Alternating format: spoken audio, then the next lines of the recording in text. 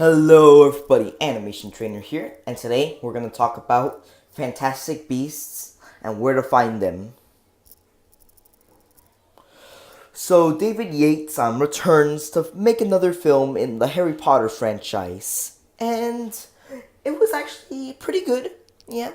Not the best Harry Potter at all, but it still managed to be a pretty decent film. Like, the special effects were still amazing to this day, and there's also like even though it's not that funny, there are a couple jokes that are actually kind of funny, and the soundtrack is pretty good. Like, it was pretty nostalgic to hear the main Harry Potter theme, also known as Hedwig's theme, again in this film, since they decided to put this back in the film. And it is kind of an interesting concept with all the with all the different kinds of beasts and all. Yeah. And Newt Scamander, while I won't say that he's anywhere near as good as Harry himself, he is a pretty decent character, of course. But here's the thing: this film is not the best in the franchise, obviously, as I was talking about it. In fact, it's nowhere even near the best. In fact, to be honest, I feel like this is the worst Harry Potter film in the universe, to be honest. And let me tell you the entire thing, all the problems that I exactly have with the film. One, in order to really understand the film, you have to do like some background research about it, kind of like there's some information that you should be able to know about the film before you watch it. Like, for example, Newt Scamander, like he went to Hogwarts, but like you don't even know what house he was in. And just so you guys know, he was in Hufflepuff. Yeah. Plus, the first, well, not exactly the first half, but like the whole beginning of the film was just really bland, to be honest. Yeah. It was really bland. And another thing with that is that you don't want to leave a bad impression, like a bad first impression, because then you're not going to even be interested in the movie. Yeah, that's just a really bad idea. Yes.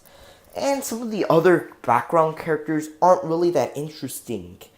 I mean, and plus, this is just a trilogy of 3 movies, so it's not like we get to know a whole lot about them. I mean, unlike with the other Harry Potter trilogy, we, like, even though we don't know a whole lot about them in Sorcerer's Stone, at least there's a lot more movies coming up. Here, there's only like 3 movies coming up, and there's not even a book you could read that really gives you a big story on this, unlike with the Harry Potters. Yeah. So, yeah, it's not really that great in that kind of case, you know? I mean, shouldn't you be able to know what's going on exactly? Yeah. And then it doesn't really have that fun that the Harry Potter films exactly have.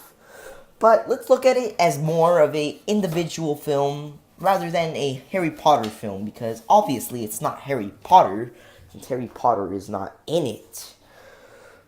It's still not the best movie. I mean, it's pretty much just your average runaway film where there's this guy who's trying to find a bunch of animals that he released into the wild, and he's trying to look for all of them. So it's pretty much your bland, typical story in that case. That is, yeah, not the most interesting story ever, exactly. Pretty much. Yeah. But what I will say does a really good job in this film, at least, is the creativity, that is.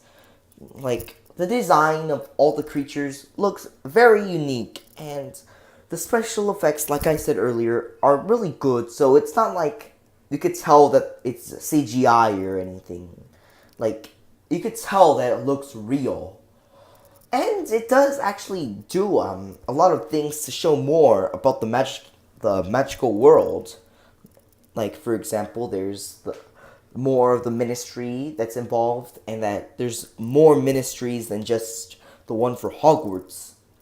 For like the Hogwarts area, there's like ministries in the U.S. as well, because pretty much the original Harry Potter franchise took place in Europe. Here we take place in the U.S. So there's more New York stuff and everything. Yeah. And I do like the idea of, I forgot his name, but the Muggle guy. I like the idea of having a Muggle that is the main character in the film. Yeah. Yeah. And, I won't spoil it. Well, alright. Yeah. And there is, pretty much, well, a secret character that appears in the film. You don't understand who he is if you didn't read the books. But if you read the books, then it'll be a nice nostalgia, look at the film. Yeah. Yeah, because, you won't really understand who this character is exactly if you didn't read the books, because he's one of the characters in Half-Blood Prince, pretty much. Yeah. Overall, like, I definitely think that Fantastic Beasts is a decent movie, not the best, not the worst. I mean, it's still a good movie nonetheless. You should definitely check it out. Maybe not in theaters exactly, but like if it's on TV, then yeah, I'd say you should watch it and maybe even rent it. Yeah. Overall, I give Fantastic Beasts and Where to Find Them a 7 out of 10. Yes. Alright. Well, I guess I'll see you guys in the next episode. Alright, so goodbye.